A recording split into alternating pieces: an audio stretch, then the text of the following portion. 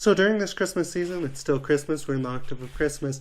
Sometimes we wonder, or my children ask, or different people ask, what animals were present at the birth of Jesus? He was in a barn, he was placed in a manger, right? So not necessarily a barn the way we think of it, but a manger means there were animals around somewhere.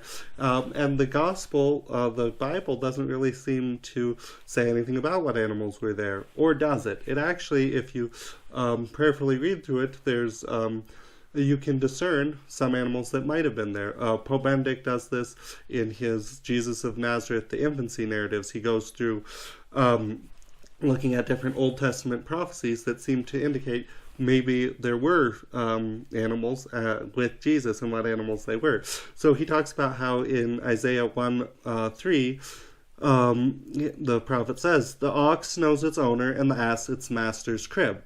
But Israel does not know. My people does not understand." And he's like, well, okay, so ox and ass are there because that seems very clear prophecy of Jesus's birth. Then he talks about how in Habakkuk chapter 3 verse 2, in the midst of two living creatures will you be recognized. Well, that of course is first referring to the Ark of the Covenant, which has the two cherubim, but this is the new place of meeting, right? The Ark was the place of meeting, but now it's this manger because Jesus is actually there.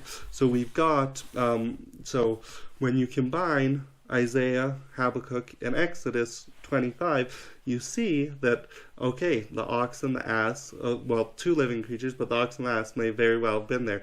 And Pope Benedict talks about what does this mean? Well, the ox and ass represent Jew and Gentile, now finally reconciled in Christ. So I think that's just a really, really cool reflection. Pope Benedict concludes this whole reflection by saying, and I think this is important, no representation of the crib is complete without the ox and the ass. So there you go. Probably ox and ass there with Jesus.